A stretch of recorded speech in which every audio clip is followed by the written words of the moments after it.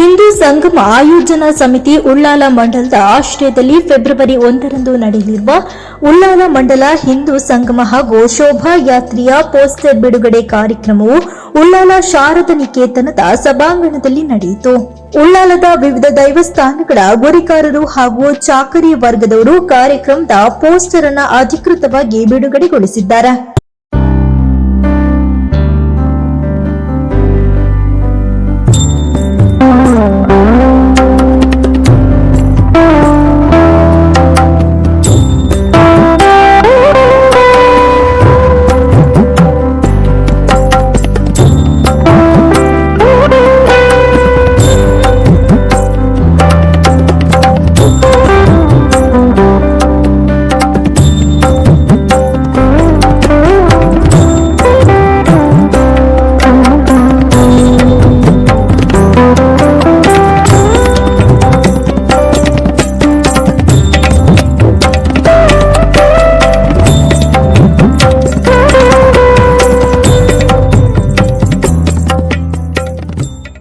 ಬಳಿಕ ಕಾರ್ಯಕ್ರಮದ ಸಂಯೋಜಕರಾದ ಜಗದೀಶ್ ನಾಯ್ಕ ತರಪಾಡಿಯವರು ಚೋಟಮಂಗಳೂರು ಉಳ್ಳಾಲದಲ್ಲಿ ನಡೆಯಲಿರುವ ಈ ಬೃಹತ್ ಹಿಂದೂ ಸಂಗಮ ಸಮಾವೇಶವು ಉಳ್ಳಾಲ ಶ್ರೀ ಚೀರುಂಬ ಭಗವತಿ ಕ್ಷೇತ್ರದಿಂದ ಆರಂಭಗೊಂಡು ಬೃಹತ್ ಶೋಭಾ ಯಾತ್ರೆಯೊಂದಿಗೆ ಐಸ್ ಫ್ಯಾಕ್ಟರಿ ಚೋಟಮಂಗಳೂರು ಉಳ್ಳಾಲದಲ್ಲಿ ಸಮಾಪ್ತಿಯಾಗಲಿದೆ ಎಂದು ತಿಳಿಸಿದ್ದಾರೆ.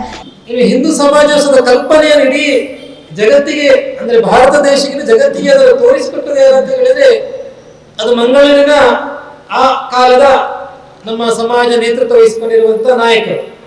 ಮೊದಲ ಬಾರಿಗೆ ಮಂಗಳೂರಲ್ಲಿ ಹಿಂದೂ ಸಮಾಜೋತ್ಸವ ಆದವರು. ಆ ಸಮಾಜೋತ್ಸವದ ಸ್ವರೂಪ, ಆ ಸಮಾಜೋತ್ಸವ ಸೇರಿದಂತಹ ಜನ ಸಮೂಹ, ಅಲ್ಲಿ ಬಂದಿರುವಂತಹ ಉದ್ಘೋಷ, ಜನರ ಇದ್ದಂತಹ ಸ್ಪಂದನೆ, ಇದನ್ನೆಲ್ಲವನ್ನು ನೋಡಿ ಉಳಿದವರು ನಮ್ಮ ಊರುಗಳಲ್ಲಿ ಆಗಬೇಕಂತ ಅಪೇಕ್ಷೆ ಪಟ್ಟರು. ಆಗ ಹಿಂದೂ ಸಮಾಜೋತ್ಸವ ಮಾಡುವ ಅನಿವಾರ್ಯತೆ ಅವಶ್ಯಕತೆ ಏನಿತ್ತು ಅದು ನಮಗೆ ಗೊತ್ತಾಗಲಿಲ್ಲ. ನಾನು ಆಗ ಒಂದಷ್ಟು ಸಂಗತಿಗಳು ಮಾತು ನೆನಪಿರುವಂಥದ್ದು. ಆದರೆ ಹಿಂದೂ ಸಮಾಜೋತ್ಸವಕ್ಕೆ ಸುಮಾರು 25 ವರ್ಷಗಳು ಕಳೆದವರು. ಹಿಂದೂ ಸಮಾಜೋತ್ಸವ ಅಂತ ಹೇಳಿದ್ರೆ ಇವತ್ತಿನ 25, 30, 40 ವರ್ಷದ ಅಂದ್ರೆ 30 ವರ್ಷದೊಳಗೆ ಯುವಕರಿಗೆ ಏನಂತ ಹೇಳಿದ್ರೆ ಗೊತ್ತಾಗಿಲ್ಲ ಅದು ಯಾವ ರೀತಿ ಏನಂತೇಳಿ. ಹಾಗೆ ಆ ಸಮಾಜೋತ್ಸವದ ಪರಿಕಲ್ಪನೆಯನ್ನು ಇಡೀ ಜಗತ್ತಿಗೆ ತೋರಿಸಿಕೊಟ್ಟಂತ ನಾವು ಈಗ ನಾವು ಮಾಡಬೇಕಾದ್ರು ಆ ಸಮಾಜೋತ್ಸವವನ್ನು ಮಂಗಳೂರು ಕೇಂದ್ರದಲ್ಲ, ನಾವತ್ತು ಮಾಡಿರುವಂಥದ್ದು ದಕ್ಷಿಣ ಕನ್ನಡ ಜಿಲ್ಲೆ, ಕಾಸರಗೋಡು ಜಿಲ್ಲೆ, ಉಡುಪಿ ಜಿಲ್ಲೆ, ಕೊಡಗು, ಈ 3 ಜಿಲ್ಲೆ ಸೇರಿ ಮಾಡಿದ ದೊಡ್ಡದಾದ ಕಾರ್ಯಕ್ರಮ. ಆ ಸಮಾಜೋತ್ಸವದ ಅನಿವಾರ್ಯತೆ ಏನು, ಅದು ಆ ಸಂದರ್ಭ ಹೇಗಿತ್ತು ನಮ್ಗೆ ಗೊತ್ತಿರುವಂತಿದೆ. ಆ ನಂತರ ಆಗಿರುವಂತಹ ಬದಲಾವಣೆ ಸುಮಾರು 25 ವರ್ಷಗಳ ನಂತರ ನಮ್ಮ ದೇಶದಲ್ಲಾಗಿರುವಂತಹ ಒಟ್ಟು ಬದಲಾವಣೆ ಹೇಗಿತ್ತು ಅಂತ ಹೇಳಿದ್ರೆ ನಮಗೆಲ್ಲರಿಗೂ ಅದರ ದರ್ಶನ ಆಗೇ ಆಗ್ತದೆ. ಹಾಗೆ ಹಿಂದೂ ಸಮಾಜೋತ್ಸವದ ಮುಖ್ಯ ಉದ್ದೇಶ ಅಂದರೆ ಶಕ್ತಿಯ ದರ್ಶನ. ಆ ಹಿಂದೂ ಭಾವದ ಆ ಸ್ಪಷ್ಟತೆ ಉಂಟಲ್ಲ, ಉಚ್ಚಾರ ಉಂಟಲ್ಲ, ಆ ಅರ್ಥ ಉಂಟಲ್ಲ, ಅದನ್ನು ಸ್ಪಷ್ಟಪಡಿಸುವಂಥದ್ದು. ಅದರ ಜೊತೆಯಲ್ಲಿ ನಾವು ಒಟ್ಟಿಗೆ ಕೆಲಸ ಮಾಡುವಂಥದ್ದು. ನಮ್ಮ ಸಮಾಜಕ್ಕೆ ಬಂದಿರುವಂಥ ಎಲ್ಲ ಸಮಸ್ಯೆಗಳು ಯಾವುವು ಅದನ್ನು ಮೊದಲು ತಿಳ್ಕೊಂಡು ಅದನ್ನು ಜೊತೆಯಾಗಿ ಪರಿಹರಿಸಿಕೊಳ್ಬೇಕು. ಇದು ಸಮಾಜದ ಬಹಳ ಮುಖ್ಯವಾದ ಉದ್ದೇಶ.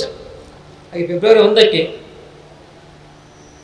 ಉಳ್ಳಾಲ ಭಗವತಿ ಕ್ಷೇತ್ರದಿಂದ ನಮ್ಮದು ನಮ್ಮ ಶೋಭಾ ಯಾತ್ರೆ ಪ್ರಾರಂಭ. ಸುಮಾರು ಒಂದು 2.5 ಗಂಟೆಗೆ ನಿಶ್ಚಯ ಮಾಡಿದ್ದೇವೆ. ಅಲ್ಲಿಂದ ಆ ಕ್ಷೇತ್ರದ ಸಾನ್ನಿಧ್ಯದಲ್ಲಿ ಪೂಜೆ ಕೈಕರ್ಯಗಳಿಸಿ ಒಂದು ಗೋಮಾತೆಗೆ ಪೂಜೆಯನ್ನು ಮಾಡಿ ಅಲ್ಲಿಂದ ನಮ್ಮ ಶೋಭಾ ಯಾತ್ರೆ ಹೊರಟು ಅಬ್ಬಕ್ಕರ ಸರ್ಕಲ್ ಆಗಿ ಅಲ್ಲಿ ಒಂದಷ್ಟು ಫೈನಲ್ ಆಗಿ ಒಟ್ಟು ಅಬ್ಬಕ್ಕರ ಸರ್ಕಲ್ಗೆ ಬಂದು ಅಲ್ಲಿಂದ ನಾವು ಚೋಟಮಂಗಳೂರಲ್ಲಿರುವಂತಹ ಹೈಸ್ ಪ್ಲಾನ್ ಒಂದು ಪ್ರದೇಶ, ಅದನ್ನು ಒಂದಷ್ಟು ಸಮತಟ್ಟು ಮಾಡಲಿಕ್ಕಿದೆ, ಆ ಜಾಗವನ್ನು ಅಂತಿಮಗೊಳಿಸಲಾಗಿದೆ. ಅಲ್ಲಿ ನಮ್ಮದು ಸಮಾವೇಶ ಜರುಗುವಂಥದ್ದು. ಹಾಗೆ ಫೆಬ್ರವರಿ 1ಕ್ಕೆ ಭಗವತಿ ಕ್ಷೇತ್ರದಿಂದ ಹೊರಡಬೇಕು. ಶೋಭಾ ಯಾತ್ರೆ ಮಂಗಳೂರಿನ ಸಮಾಜೋತ್ಸವ ನೋಡಿದ್ದೀವಲ್ಲ, ಯಾವ ರೀತಿ ಅಲಂಕಾರಗಳು, ಯಾವ ರೀತಿ ಬಂಚಿಸ್ಗಳು, ಯಾವ ರೀತಿ ಫ್ಲೆಕ್ಸಿಗಳು, ಯಾವ ರೀತಿಯ ಸಾಂಸ್ಕೃತಿಕ ಕಲೆಗಳು, ಯಾವ ರೀತಿಯ ನಮ್ಮ ಸ್ತಬ್ಧಚಿತ್ರಗಳು, ಅದೆಲ್ಲವೂ ಅಪೇಕ್ಷಿಟ್ಕೊಂಡಿದೆ. ಅದೆಲ್ಲ ನಮ್ಮ ವ್ಯಾಪ್ತಿ ಎಷ್ಟಿದ್ದು ಕೇಳಿದ್ರೆ ನಮ್ಮ ಉಳ್ಳಾಲ ಪುರಸಭೆ ವ್ಯಾಪ್ತಿ ಮಾತ್ರ. ಇನ್ನು ಉಳ್ಳಾಲ ಪುರಸಭೆ ತಗೊಂಡ್ರೆ ರಾಷ್ಟ್ರೀಯ ಹೆದ್ದಾರಿಯ ಆ ಭಾಗದಿಂದ ಈ ಕಡೆ ಮಾತ್ರ. ಅದರಲ್ಲಿ ಪೆರಮನೂರು ಪಂಚಾಯತ್ ಅವ್ರು ಬೇರೆ ಮಾಡ್ತಾರೆ, ಪೆರಮನೂರು ಪಂಚಾಯತ್ ಬೇರೆ ಮಾಡ್ತಾರೆ. ಇಲ್ಲಿಂದ ಕಾಪಿ ಕಾಡು ತಗೊಂಡಾಗ ಹತ್ತಿರ 9 ಕೆರೆಯವರೆಗೆ ಒಂದು ವ್ಯಾಪ್ತಿ ಇದೆ. ಆ ವ್ಯಾಪ್ತಿಯಾಗುವಂಥ ಅಷ್ಟು ಮನೆಗಳಿಗೋಸ್ಕರ ಇರುವಂಥ ಮನೆಗಳ ವ್ಯಾಪ್ತಿಗಿರುವಂಥ ಹಿಂದೂ ಸಂಗಮ ಕಾರ್ಯಕ್ರಮ. ಹಾಗೆ ನಾವೆಲ್ಲರೂ ಬರಬೇಕು. 2.5 ಗಂಟೆಗೆ ಉಳ್ಳಾಲ ಭಗವತಿ ಕ್ಷೇತ್ರಕ್ಕೆ ಸೇರಬೇಕು. ಅಲ್ಲಿ ಆ ಕ್ಷೇತ್ರದ ಮಾತೆಯಲ್ಲಿ ಪ್ರಾರ್ಥನೆ ಮಾಡಿ ಗೋಪೂಜೆಯನ್ನು ಕೈಕರ್ಯಗೊಳಿಸಿ ಅಲ್ಲಿಂದ ನಾವು ಶೋಭಾ ಯಾತ್ರೆ ವೈಭವವಾಗಿ ಹೊರಡಬೇಕು. ಚೆಂಡೆ ನಮ್ಮಿರುವಂಥ ಎಲ್ಲ ಸಾಹಿತ್ಯ ಇರ್ಬೋದು, ಸಂಗೀತ ಇರ್ಬೋದು, ಕಲೆಗಳಿರ್ಬೋದು, ಅದರೆಲ್ಲರ ಜೊತೆ ನಮ್ಮ ಮೆರವಣಿಗೆ ಹೊರಡುತ್ತೆ. ಅಲ್ಲಿಂದ ಅಬ್ಬಕ್ಕ ಸರ್ಕಲ್ ಆಗಿರೋದು ಈಗ ಸೂಚಿರುವಂಥ ಐಸ್ ಪ್ಲಾಂಟ್ ಅಂತ ಇರುವಂಥ ಒಂದು ಫ್ಯಾಕ್ಟರಿಯ ಮೈದಾನದಲ್ಲಿ ಒಂದು ಕಾರ್ಯಕ್ರಮ ಆಯೋಜನೆ ಆಗುತ್ತೆ. ಇನ್ನಲ್ಲಿ ನಮ್ಮ ವೇದಿಕೆಯಲ್ಲಿ ಕಾರ್ಯಕ್ರಮದ ಮುಂಚೆ ಒಂದಷ್ಟು ಸಾಂಸ್ಕೃತಿಕ ಕಾರ್ಯಕ್ರಮಗಳು ಮಾಡಬೇಕಂತ ಅಪೇಕ್ಷೆ ಇಟ್ಕೊಂಡಿದ್ದೇವೆ.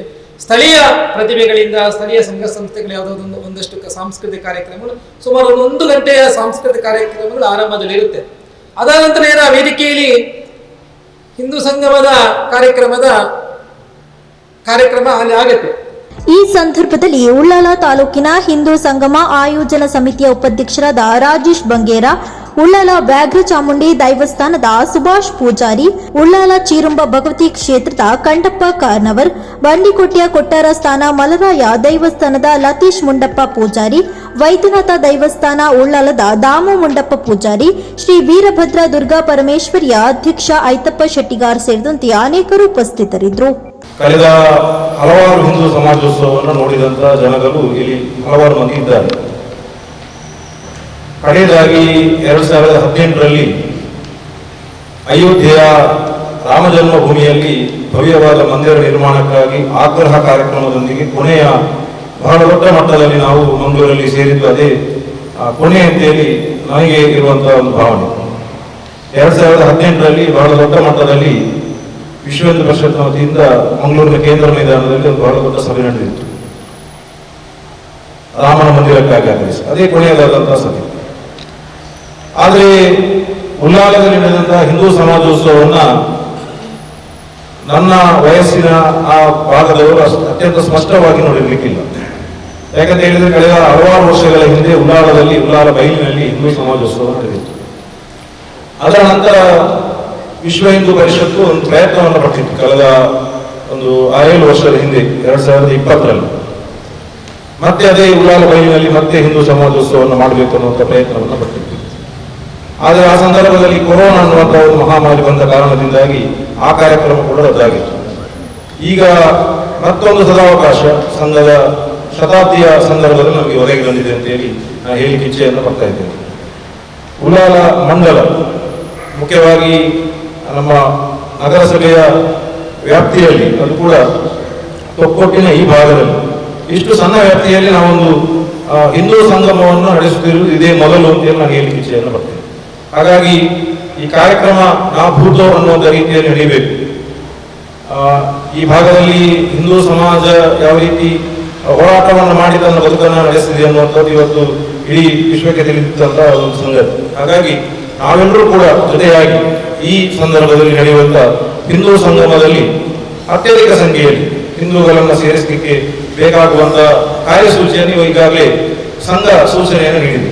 ಅದರಲ್ಲಿ ಪ್ರಮುಖವಾಗಿ 4 ಅಂಶಗಳಲ್ಲಿ ನಾವು ಕೆಲಸವನ್ನು ಮಾಡಬೇಕಾಗಿದೆ: ಸಂಪರ್ಕ, ಪ್ರಚಾರ ಮತ್ತು ಕಾರ್ಯಕ್ರಮದ ನಿರ್ವಹಣೆ, ಅದೇ ರೀತಿ ಈ ಕಾರ್ಯಕ್ರಮಕ್ಕೆ ಬೇಕಾಗುವಂಥ ವ್ಯವಸ್ಥೆ. ಈ 4 ರೀತಿಯಲ್ಲಿ ನಾವು ಇಡೀ ಹಿಂದೂ ಸಂಗಮದ ಕಾರ್ಯಕ್ರಮದ ವ್ಯವಸ್ಥೆಯನ್ನು ಮಾಡಬೇಕಾಗಿದೆ. ಏಕೋಮನದಿಂದ ಉತ್ಸಾಹಭರಿತರಾಗಿ ಮಾಡಬೇಕು. ಅದರಲ್ಲಿ ಭಜನೆ ಸಾಗಿರ್ಬೋದು, ಎಲ್ಲ ಇರ್ಬೋದು. ಪ್ರಥಮವಾಗಿ ಎಲ್ಲರಲ್ಲಿ ಕೇಳ್ಕೊಳ್ಳೋದೇನೆಂದ್ರೆ ನಾವು ಶಿಸ್ತುಬದ್ಧವಾಗಿ ಮಾಡಬೇಕು. ಯಾಕಂದ್ರೆ ರಾಷ್ಟ್ರೀಯ ಸ್ವಯಂ ಸೇವಕ ಸಂಘದ ವತಿಯಿಂದ ಆಗುವಂತ ಒಂದು ಕಾರ್ಯಕ್ರಮ ಹಿಂದೂ ಸಮಾಜವು ಶಿಸ್ತುಬದ್ಧವಾಗಿ ಮಾಡ್ತಾ ಇದೆ ಅಂತ. ಯಾಕೆ ನಾನು ಹೇಳಿದ್ದೆ ಅಂದ್ರೆ ಘೋಷಣೆಗಳು ಅಸಂಬದ್ಧ ಘೋಷಣೆ ಆಗಬಾರ್ದು. ಯಾಕಂದ್ರೆ ನಾ ಎಂತೆ ಕೊಂಡೆ ಅಂತ ಹೇಳಿ ಯಾರು ಪತ್ರಿಕೆಯವರಾಗ್ಲಿ ಮಾಧ್ಯಮದವರಾಗ್ಲಿ ನಾಳೆ ಪಾಯಿಂಟ್ ಔಟ್ ಮಾಡಬಾರ್ದು. ಅದಕ್ಕೆ ನಾವು ಯಾವ ಘೋಷಣೆ ಹಾಕ್ಬೇಕು ಸಂಘದ ವತಿಯಿಂದ ಒಂದು ನಿರ್ಧಾರ ಮಾಡಿ ಎಲ್ಲರಿಗೆ ತಿಳಿಸಿ. ಮತ್ತೆ ನಾವು ಈಗ ಶಾರದಾ ಉತ್ಸವ ಸಂದರ್ಭದಲ್ಲಿ ಕೆಲವು ಘೋಷಣೆಗಳು ಹಾಕ್ಬೇಕು, ವಿವೇಕಾನಂದರ ಇದೆಲ್ಲ ಹಾಕ್ಬೇಕು. ಆದ್ರಿಂದ ಅದನ್ನ ಶಿಸ್ತುಬದ್ಧವಾಗಿ ಮಾಡ್ಬೇಕಂತೇಳಿ ನಾನು ಎಲ್ಲ ಸಮಾಜದವರಲ್ಲಿ ವಿನಂತಿ, ನಮ್ಮ ಸಿಂಧು ಸಮಾಜ ಬಾಂಧವರಲ್ಲಿ ವಿನಂತಿ ಮಾಡ್ತೀನಿ. ಸ್ವಯಂ ಸೇವಕ ಸಂಘ, ಸ್ವಸಹಾಯ ಸಂಘಗಳಿವೆ, ಸ್ವಸಹಾಯ ಸಂಘ. ಅದರ ಮಹಿಳೆಯರೆಲ್ಲರೂ ಅವರ ಸಮವಸ್ತ್ರದಲ್ಲಿ ಬಂದರೆ ಬಹಳ ದೊಡ್ಡ ಸಂಖ್ಯೆ. ಅವರನ್ನು ಸಂಪರ್ಕ ಮಾಡುವ ವ್ಯವಸ್ಥೆಯನ್ನು ಮಾಡಬೇಕು. ಯಾಕಂದರೆ ಅದರಲ್ಲಿ ಬಹುತೇಕರು ಧರ್ಮಸ್ಥಳ ಆಗಲಿ ಬೇರೆ ಸ್ವಸಹಾಯ ಸಂಘ ಆಗಲಿ ಬಹುತೇಕರೆಲ್ಲರೂ ಹಿಂದೂಗಳೇ ಆಗಿರ್ತಾರೆ. ಯಾರೋ 2-3 ಬೇರೆ ಇರ್ತಾರೆ ಅಷ್ಟೇ. ಹಾಗಾಗಿ ಅವರು ಬಹುತೇಕರು ಸೇರುವ ಹಾಗೆ ಮಾಡಬೇಕಿದ್ರೆ ಆ ಸ್ವಸಹಾಯ ಸಂಘವನ್ನು ವೈಯಕ್ತಿಕ ಸಂಪರ್ಕ ಮಾಡಬೇಕು. ಇನ್ನೊಂದು ಅವರೇ ಸೂಚನೆ ಮಾಡಿದ ಹಾಗೆ ಹಾಗಾದಿಂದ ನಾವು ಹೇಳ್ತಾ ಇದ್ದೇವೆ, ಆಯಾ ದೇವಸ್ಥಾನದ ಪೂಜೆ ಆಗುವಾಗ ನಮ್ಮ ಸಮಿತಿಯ ವತಿಯಿಂದಲೋ ಅಥವಾ ನೀವು ಯಾರಾದರೂ ಜವಾಬ್ದಾರಿ ವಹಿಸಿ ಕರಪತ್ರ ಇದನ್ನು ಅಲ್ಲಿ ಹಂಚುವ. ಬರೀ ಹೀಗೆ ಅಂತ ಹೇಳಿದರೆ ಅವರು ಆ ದೇವಸ್ಥಾನದಲ್ಲಿ ಸಿಕ್ಕಿದ ಪ್ರಸಾದವನ್ನು ಕಟ್ಟರೆ ಪೇಪರ್ ಬರೆಯೋದಂತ ಅದನ್ನು ಕಟ್ಟಿಬಿಡ್ತಾರೆ. ಹಾಗಾದ್ರೆ ಅದರ ಬಗ್ಗೆ ಹೇಳಬೇಕು. ಹೇಳಿ ಇದು ನೋಡಿ ಹೀಗೆ ಅಂತ ಮನಮುಟ್ಟುವಾಗಿ ಹೇಳಿ ಕೈ ಕೊಡಬೇಕು. ಅವರದನ್ನು ಜೋಪಾನವಾಗಿ ಮನೆಗೆ ತಗೊಂಡು ಹೋಗುವ ಹಾಗೆ ಮಾಡ್ಬೋದು.